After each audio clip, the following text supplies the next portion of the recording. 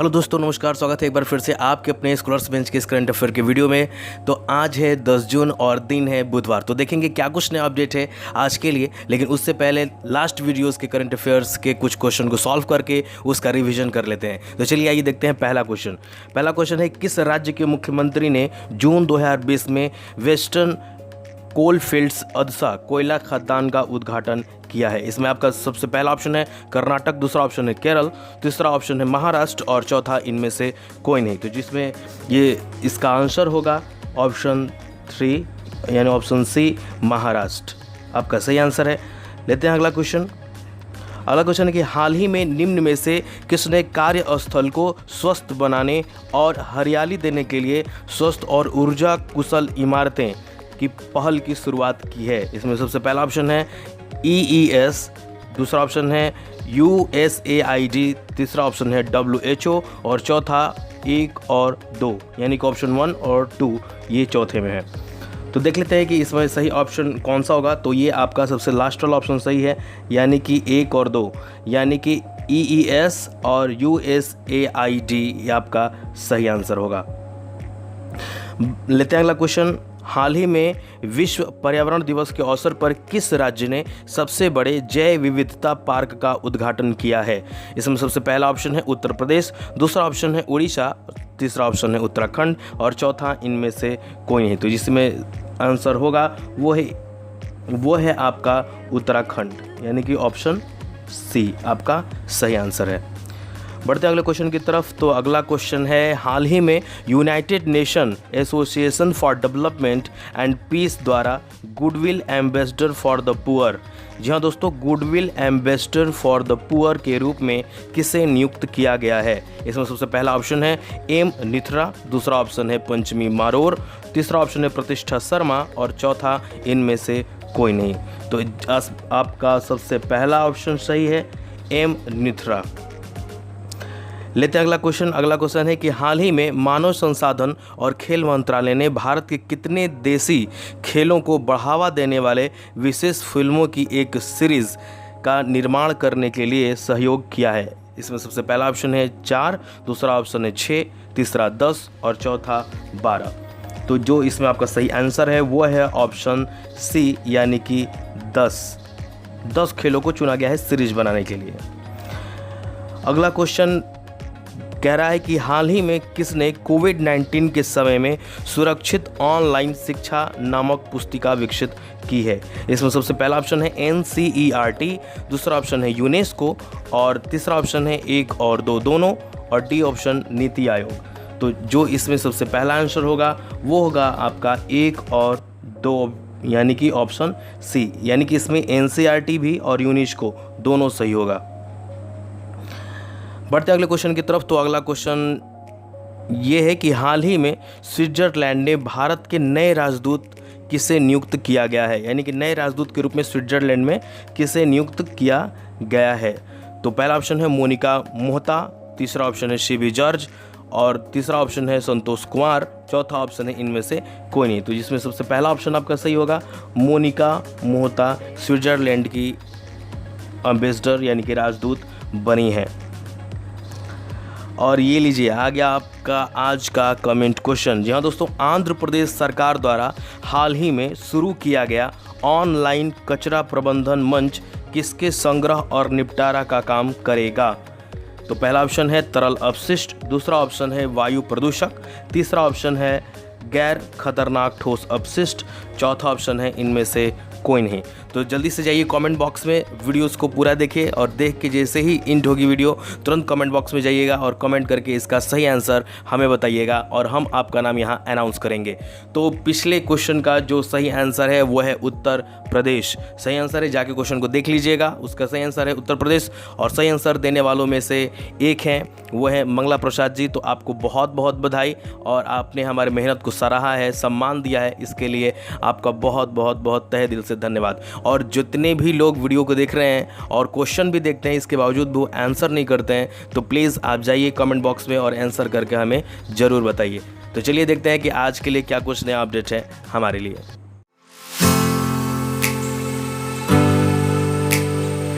National update में जो सबसे पहला अपडेट है वो पर्यावरण से है, यानी कि पर्यावरण प्रदर्शन सूचकांक जारी कर दिया गया है। भारत ने द्विवार्षिक पर्यावरण प्रदर्शन सूचकांक EPI सूचकांक 2020 के 12वें एडिशन में 168वीं रैंक हासिल की है। सूचकांक ने 180 देशों के पर्यावरण प्रदर्शन को मापा और इसे 4 जून 2020 को येल विश्वविद्यालय द्वारा जारी किया गया। भारत ने 2020 के सूचकांक में 100 में से 27.6 स्कोर किया। वैश्विक सूचकांक ने पर्यावरणीय प्रदर्शन के 32 संकेतों पर विचार किया गया है। यानी कि इसमें क्या क्या विचार किए जाते हैं, तो इसमें वायु की गुणवत्ता, जल एवं स्वच्छता, CO2 उत्सर्जन की तीव्रता यानी कार्बन डाइऑक्साइड की उत्सर्जन की तीव्रता, जंगल और अपशिष्ट जल उपचार शामिल रहता है। यह रिपोर्ट WEF यानी कि वर्ल्ड इकोनॉमिक फोरम के सहयोग से येल विश्वविद्यालय तथा कोलंबिया विश्वविद्यालय द्वारा तैयार किया जाता है। बात करें 2020 के सूचकांक की, तो भारत केवल 11 देशों से बेहतर स्थिति में है। अफगानिस्तान को छोड़कर सभी दक्षिण एशियाई देश EPI रैंकिंग में भारत से आगे हैं। इस EPI रैंकिंग में सबसे प्रथम स्थान पर है डेनमार्क और सबसे लास्ट में है लाइबेरिया 180वें स्थान पर है। अमेरिका 24वें पर है और चीन 120वें स्थान पर है। अगला अपडेट है कि गैरसैंड यानी कि ग्रीष्मकालीन राजधानी उत्तराखंड की घोषित कर दी गई है ग्रैंडसैंड को। जी हाँ दोस्तों, 8 जून 2020 को चमोली जिले में गैरसैंड को उत्तराखंड की ग्रीष्मकालीन राजधानी घोषित कर दी गई है। राज्यपाल यहाँ की बेबी रानी मौर्य द्वारा इस कदम के लिए सहमति देने के बाद मुख्य सचिव उत्पल कुमार सिंह ने इस संबंध में एक अधिसूचना जारी की। मुख्यमंत्री त्रिवेंद्र रावत ने 4 मार्च 2020 को राज्य विधानसभा के बजट सत्र के दौरान ही यह घोषणा कर दी थी। उत्तराखंड देश का ऐसा 5वां राज्य बन गया है जिनके पास एक से अधिक राजधानियां हैं। इससे पहले आंध्र प्रदेश, हिमाचल प्रदेश, महाराष्ट्र और जम्मू कश्मीर में भी 2 राजधानी हैं। उत्तराखंड देहरादून की अस्थायी राजधानी है, यानी कि जो अभी फ़िलहाल जो राजधानी उत्तराखंड की है देहरादून, वो अस्थायी है। यहाँ राज्यपाल के 2 राजभवन हैं, एक देहरादून में है और दूसरा नैनीताल में है। गर्मी में राज्यपाल यहाँ प्रवास पर आ जाते हैं। यानी कि जो अभी फ़िलहाल हम लोग पढ़ते हैं कि उत्तराखंड की राजधानी देहरादून है, वो अस्थायी होता है। यानी कि इसको गर्मी का जब मौसम आता है तो इसको चेंज करके बदल दिया जाता है। तो गैरसैंड को ग्रीष्मकालीन राजधानी उत्तराखंड की बना दी गई है, यानी गर्मी के दिनों में गैरसैंड ही राजधानी उत्तराखंड की होगी। अगला अपडेट है कि हैदराबाद में स्त्री कार्यक्रम की शुरुआत हुई। जी हाँ दोस्तों, ये बहुत इंपॉर्टेंट न्यूज है कि हैदराबाद सिटी पुलिस के सहयोग से हैदराबाद सिटी सिक्योरिटी काउंसिल ने स्त्री नामक एक कार्यक्रम शुरू किया है। यह घरेलू हिंसा और दुर्व्यवहार से गुजर रही महिलाओं का समर्थन और सशक्तिकरण करेगा। इसका नाम सी ट्रैम्स through respect, equality and empowerment के उद्देश्य को दर्शाता है। यानी कि STREE स्त्री को अगर पूरा एक्सपैंड किया जाए इसके एक एक लेटर को, तो वो इसका फुल फॉर्म होता है सी ट्रैम्स through respect, equality and empowerment. यह महिलाओं के बीच उनके अधिकारों, हक, कानून और उपलब्धता सहायता प्रणालियों के बारे में जागरूकता पैदा करेगा। अगला अपडेट है कि मध्य प्रदेश ने एक कल्याणकारी कार्यक्रम शुरू किया है। जहां दोस्तों मध्य प्रदेश के मुख्यमंत्री शिवराज सिंह चौहान ने स्ट्रीट वेंडर पंजीकरण पोर्टल और मुख्यमंत्री शहरी पथ व्यवसायी उत्थान योजना लॉन्च की है। उन्होंने शहरी स्थानीय निकायों को 300 करोड़ रुपए के हस्तांतरण किए हैं। कुछ दिनों पहले ही 22,800 ग्राम पंचायतों को विकास उद्देश्यों के लिए 1,555 करोड़ रुपए दिए गए थे। वंदे उत्कल जननी को उड़ीसा के राज्य गान का दर्जा दिया गया है। वीडियो कॉन्फ्रेंसिंग के जरिए हुई कैबिनेट की बैठक के बाद यह निर्णय लिया गया, जिसकी अध्यक्षता मुख्यमंत्री नवीन पटनायक ने की। वंदे उत्कल जननी का प्रतिपादन कांत कवि लक्ष्मीकांता महापात्रा के द्वारा किया गया है। गाने की धुन, संस्करण, उसका तरीका यह I&PR विभाग द्वारा तय और रिकॉर्ड किया जाएगा। अगला अपडेट है, सरकार ने एक अलग रंग की पट्टी को लगाना अनिवार्य कर दिया है। जी हाँ दोस्तों, परिवहन और राज्य मार्ग मंत्रालय ने किसी भी प्रकार के ईंधन वाले BS6 वाहनों के पंजीकरण का विवरण रखने वाले मौजूदा स्टिकर, यानी पेट्रोल या CNG के लिए हल्के नीले रंग का स्टिकर और डीजल वाहन के लिए नारंगी रंग का स्टिकर, ये 1 सेंटीमीटर चौड़ाई की हरे रंग की पट्टी ऊपर शीर्ष पर लगानी अनिवार्य हो गई है। अगला अपडेट है कि गेहूं खरीद में मध्य प्रदेश अव्वल रहा। जी हाँ दोस्तों, समर्थन मूल्य पर गेहूं खरीद में मध्य प्रदेश देश में अव्वल राज्य बना। राज्य सरकार ने किसानों से 1.27 करोड़ टन खरीदा है। यह देश में खरीदे गए कुल गेहूं के लगभग 33% के बराबर है। खरीदे गए कुल गेहूं में से 118 लाख मीट्रिक टन सुरक्षित रूप से संग्रहित किया गया है, जो पूरी खरीद की मात्रा का लगभग 95% है। यानी कि जितने गेहूं खरीदे गए हैं, यानी कि 118 लाख मीट्रिक टन को सुरक्षित कर दिया गया है, यानी 95% जो खरीदा गया गेहूं है उसको सुरक्षित कर दिया गया है। अगला अपडेट है कि नेशनल ग्रीन ट्रिब्यूनल, गुजरात की यशस्वी रसायन प्राइवेट लिमिटेड पर जुर्माना हो गया है। जी हाँ दोस्तों, नेशनल ग्रीन ट्रिब्यूनल ने गुजरात स्थित केमिकल कंपनी यशस्वी रसायन प्राइवेट लिमिटेड को 25 करोड़ रुपए जुर्माना करने का निर्देश दिया है। एनजीटी ने यह जुर्माना कंपनी के दहेज प्लांट में विस्फोट की घटना के लिए लगाया गया है, जिसमें 10 लोग मारे गए थे और 75 से अधिक घायल हुए थे। दहेज संयंत्र में विस्फोट के बाद आग तेजी से फैल गई थी और कारखाने के दूसरे संयंत्र को भी नुकसान पहुंचा था। अगला अपडेट है सीबीआईसी। दोस्तों, अगर सीबीआईसी की अगर हम बात करें तो सीबीआईसी का फुल फॉर्म होता है central board of indirect tax and customs और इसके वर्तमान अध्यक्ष हैं अजीत कुमार। केंद्रीय अप्रत्यक्ष कर और सीमा शुल्क बोर्ड सीबीआईसी ने बेंगलुरु और चेन्नई में अपने प्रमुख कार्यक्रम तुरंत कस्टम को लॉन्च किया है। यह आयातित वस्तुओं की तेजी से सीमा शुल्क निकासी के लिए प्रौद्योगिकी का लाभ उठाने के लिए एक विशाल छलांग है। अगला अपडेट है राजस्थान से, यानी कि राजस्थान सरकार ने राज कौशल पोर्टल का शुभारंभ किया। राजस्थान सरकार ने केंद्रीयकृत जनशक्ति भंडार राज कौशल लॉन्च किया है। यह देश में अपनी तरह का पहला पोर्टल है जो प्रवासी श्रमिकों को उनके गृह राज्य में नौकरी के अवसरों को जोड़ता है। इस पोर्टल में 50 लाख से अधिक लोगों का डाटाबेस है, जिन्हें उनके कौशल के अनुसार, यानी कि उनकी स्किल के अनुसार, उनके हुनर के अनुसार वर्गीकृत किया गया है। अगला अपडेट है IAF यानी कि इंडियन एयरफोर्स ने निकासी के लिए अर्पित पॉड बनाया है। दोस्तों, भारतीय वायुसेना ने airborne rescue pod for isolated transportation यानी कि ARPIT को डिज़ाइन, विकसित और शामिल किया है। इसका उपयोग उच्च ऊंचाई वाले क्षेत्रों, पृथक और दूर दराज के स्थानों से कोविड-19 सहित संक्रामक रोगों से पीड़ित रोगियों की निकासी के लिए किया जाएगा। इसे 60 लाख रुपए की लागत वाले आयातित प्रणालियों की तुलना में 60,000 रुपये की लागत पर विकसित किया गया है। दोस्तों, अगर थोड़ी सी जानकारी हम लोग लें कि AIR के चीफ मार्शल कौन हैं, तो वो हैं राकेश कुमार सिंह भदौरिया और भारतीय वायुसेना की स्थापना 8 अक्टूबर 1932 ईस्वी को हुई थी। इसका मुख्यालय न्यू दिल्ली में है। अगला अपडेट है मणिपुर से, यानी कि मणिपुर CM द्वारा प्लांट हेल्थ क्लिनिक का उद्घाटन किया गया। जहां दोस्तों मणिपुर के मुख्यमंत्री N बीरेन सिंह ने 8 जून 2020 को इम्फाल के बागवानी और मृदा संरक्षण निदेशालय में एक प्लांट हेल्थ क्लिनिक का उद्घाटन किया। इसका उद्देश्य कृषि और बागवानी के माध्यम से मणिपुर की आर्थिक वृद्धि को बढ़ाना है। मणिपुर की बात करें अगर हम, तो मणिपुर के राज्यपाल नजमा हेपतुल्ला हैं और यहाँ पर केबुल लामजाओ राष्ट्रीय उद्यान पूर्वोत्तर भारत में स्थित विश्व का एकलौता तैरता हुआ राष्ट्रीय उद्यान है और मणिपुर के विश्व प्रसिद्ध लोकतक झील का एक अभिन्न हिस्सा भी है। फ्रेंड्स, इंटरनेशनल अपडेट में जो सबसे पहला अपडेट है वो है G20 देशों ने $21 बिलियन से अधिक की प्रतिज्ञा की।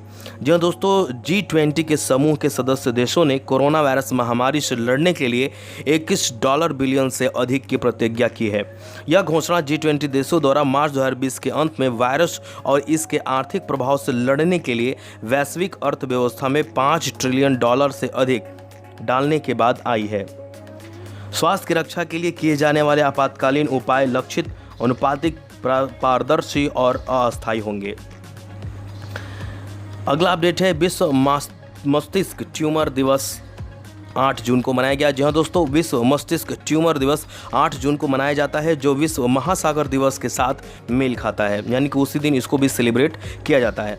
एक गैर लाभकारी संगठन ड्यूस हिरेंटू मोरिलीफे ने 2000 में 8 जून को विश्व मस्तिष्क ट्यूमर दिवस के रूप में घोषित किया था। यह एक अंतर्राष्ट्रीय स्मरणोत्सव दिवस के रूप में मनाया जाता है और साथ ही मस्तिष्क ट्यूमर के रोगियों और उनके परिवारों के लिए एक श्रद्धांजलि भी दी जाती है।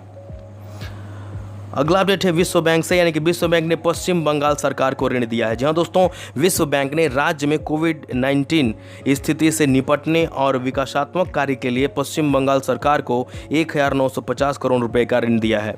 मुख्यमंत्री ममता बनर्जी ने कहा कि इसमें से 1100 करोड़ रुपए औद्योगिक संरचना बनाने के लिए खर्च किए जाएंगे, जबकि शेष 850 करोड़ विभिन्न सामाजिक कल्याण योजनाओं पर खर्च करने के लिए आवंटित किए गए हैं। फ्रेंड्स, इकोनॉमी अपडेट में जो सबसे पहला अपडेट है वो है विप्रो और IBM के बीच सहयोग। दोस्तों अगर विप्रो की बात करें तो विप्रो के वर्तमान CEO हैं अब्दाली नीमू चावला और इसके ऑनर हैं अजीम प्रेम जी। इसका हेडक्वार्टर बेंगलुरु में है और इसके फाउंडेड डेट जो है वो 29 दिसंबर 1945 है, यानी 29 दिसंबर 1945 को इसकी स्थापना हुई थी। IBM की अगर बात करें तो इसका फुल फॉर्म होता है इंटरनेशनल बिजनेस मशीन कारपोरेशन और इसके वर्तमान CEO हैं अरविंद कृष्णा और इसका मुख्यालय न्यूयॉर्क में है। विप्रो लिमिटेड ने IBM के साथ मिलकर विप्रो के एक ग्राहकों के सहज और सुरक्षित हाइब्रिड क्लाउड यात्रा शुरू करने में सहयोग की घोषणा की है। अगला अपडेट है कि RBI ने एक व्यापक रूपरेखा प्रस्तावित किया। जो दोस्तों RBI ने यानी कि रिजर्व बैंक ऑफ इंडिया ने ऋण जोखिमों की बिक्री के लिए एक व्यापक ढांचे का प्रस्ताव दिया है, जो मानक, उपमानक या गैर निष्पादित परिसंपत्ति NPA हो सकता है। ओपेक की अगर बात करते हैं हम लोग तो ओपेक ने तेल उत्पादन में 10% की कटौती पर सहमति व्यक्त की है। बात करें ओपेक की तो इसका फुल फॉर्म होता है organisation of the petroleum exporting countries. इसकी स्थापना 1960 में हुई थी। वर्तमान में 14 इसके सदस्य देश हैं। 1 जनवरी 2019 में कतर इस सूची से बाहर हो गया। ओपेक के 14 देशों में से सबसे बड़ा उत्पादक देश सऊदी अरब है। इसका उद्देश्य सदस्य देशों के बीच पेट्रोलियम नीतियों के समन्वय और एकजुटता को बरकरार रखना है। कच्चे तेल की कीमतों के उतार चढ़ाव से भी बचाना है।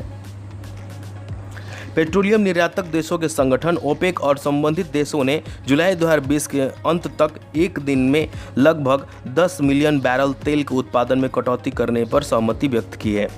यह उपाय अतिरिक्त उत्पादन निराशाजनक कीमतों को कम करने के उद्देश्य से है, क्योंकि वैश्विक विमानन महामारी के कारण काफ़ी हद तक कम हो गई है। यानी कि इस महामारी के कारण जितनी सारी उड़ानें हैं वो रद्द हो चुकी हैं, इसलिए तेलों की खपत कम हो गई है और इसलिए इसका कीमत गिर गया है। तो इसी कीमत को मेंटेन करने के लिए, चूँकि इसका उद्देश्य ही है कि कच्चे तेल के कीमतों के उतार चढ़ाव को बचाना, तो इसीलिए ओपेक ने 10% कटौती कर दी है उत्पादन में। फ्रेंड्स, अपॉइंटमेंट कैटेगरी में सबसे पहला अपडेट है कि टेक्नोसॉफ्ट ने सीन नारायण को CEO नियुक्त किया है। जी हाँ दोस्तों, टेक्नोसॉफ्ट ने सीन नारायण को CEO के रूप में नियुक्त करने की घोषणा की और वे टेक्नोसॉफ्ट के निदेशक मंडल में शामिल हो गए। दोस्तों बात करें अगर टेक्नोसॉफ्ट की तो यह एक जापानी गेम डेवलपर और कंप्यूटर सॉफ्टवेयर की एक कंपनी है। अगला अपॉइंटमेंट है कि मिस्र के लिए इजराइल की पहली महिला राजदूत। जी हाँ दोस्तों, इजराइल सरकार ने राजनयिक अमीरा ओरोन को मिस्र की नई राजदूत नियुक्त किया है। 1979 में यानी कि 1979 में मिस्र इजराइल शांति संधि पर हस्ताक्षर करने के बाद ओरोन मिस्र की पहली महिला राजदूत होंगी। अगला अपॉइंटमेंट है माइकल क्लार्क को एक अधिकारी के रूप में नियुक्त किया गया है। जी हाँ दोस्तों, पूर्व क्रिकेट कप्तान माइकल क्लार्क को ऑस्ट्रेलिया के लिए रानी के जन्मदिन की सूची में उनकी खेल कैरियर और सामुदायिक कार्य दोनों की वजह से चुना गया है। क्लार्क को ऑर्डर ऑफ ऑस्ट्रेलिया के सामान्य प्रभाग में एक अधिकारी नियुक्त किया गया है। फ्रेंड्स, साइंस एंड टेक्नोलॉजी में जो सबसे पहला अपडेट है वो है DIAT ने कीटाणुनाशक स्प्रे विकसित किया है। जी हाँ दोस्तों, defence institute of advance technology Pune यानी कि DIAT ने सभी प्रकार के सतहों को कीटाणु रहित करके कोविड-19 का मुकाबला करने के लिए नैनो तकनीक आधारित कीटाणुनाशक स्प्रे विकसित किया है। इसे अनन्या यानी कि ANANYA नाम दिया गया है। इसका उपयोग कोई भी व्यक्ति, आम आदमी से लेकर स्वस्थ कार्यकर्ता तक, किसी व्यक्ति के साथ साथ बड़े पैमाने पर उपयोग किया जा सकता है। अगला अपडेट है, महाराष्ट्र के इंजीनियर ने कोरोबॉट विकसित किया। जी हाँ दोस्तों, महाराष्ट्र के ठाणे जिले के एक इंस्ट्रूमेंटेशन इंजीनियर प्रतीक तिरोड़कर ने एक कोरोबॉट विकसित किया है। यह मरीज के साथ नर्सों और वार्ड बॉय के शारीरिक संपर्क की आवश्यकता को हटा देगा।